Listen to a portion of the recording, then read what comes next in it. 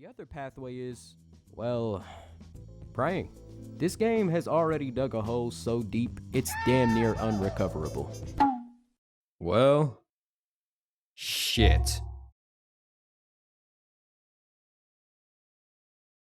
I really do hate that I somehow managed to predict this. It sucks knowing that there was most likely going to be no way this game was recoverable. But I also wasn't expecting them to just flat out cut the life support for this game that fast. I guess that is what happens when you let someone with their thumb up their ass and their pinky in their ear make decisions on the big chair over at Bungie, and then let it all come down on itself. I will never forgive greed for the tarnishing remnants it's left upon this world. And I'm also advocating for someone to rob the fuck out of Pete Parsons, 'cause his bitch ass most definitely deserves it.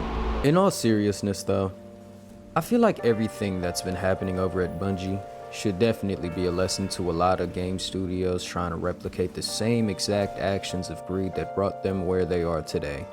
A grand chance given by Sony, employee after employee after employee, layoffs after layoffs after layoffs, and look at where it got them. $765 million down, support being cut for the game that quite literally represents the company right next to the Halo games, and a game they thought was going to be their lottery ticket, which ended up being shit. It doesn't surprise me, but damn does this shit hit. And it angers me even more to know that so much content from previous DLCs were cut. So many good ideas gone to waste because Pete Parsons' bitch ass didn't want to listen to not a damn thing his employees who actually gave a fuck about the game had to say. It's quite literally the reason we got Lightfall. There is one more thing that angers me more than everything I've stated so far. It's the fact that the very same game, Marathon, which was implied to have no severe impacts on Destiny 2, quite literally caused the disruption of this game. And I'm not saying Marathon deserves to fall apart, nor am I saying that its player base should crumble because of the series of events that happened.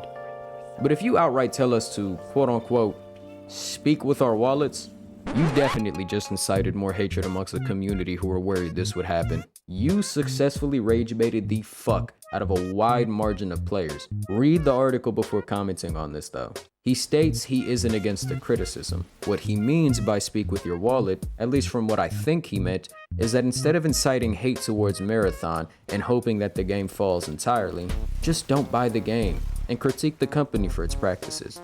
That's fair, but just stop framing articles like this. That slight misunderstanding will have someone lose their fucking minds, and before you know it, they're blowing their fuse on something. Honestly though, I feel like this game should have been finished once the final shape dropped. They tried milking this game past what it could produce. They tried engaging with the game that felt practically complete, and tried expanding the story further, only to make some shit, and then sell their souls to Lucasfilm. Putting an end to the Light and Dark saga, and then trying to release more expansions after what felt like an ending to the series, for now at least, was a pretty stupid move. They should have ended it at Final Shape. It would have felt like a complete ending, and probably would have saved both the community and the company some time, emotions, and resources that could have maybe went into greenlighting a new Destiny, or maybe something else. Or maybe I'm just speaking out of my ass. Either ways, I think I'm finished criticizing the stupid-ass decisions made by the higher-ups that caused this game to land where it is. I know it may seem like a far stretch, but since they're completely discontinuing the game, I think they should at least unvault all the content from Forsaken. I know damn well it's a very far stretch asking for the Red War and the other two expansions.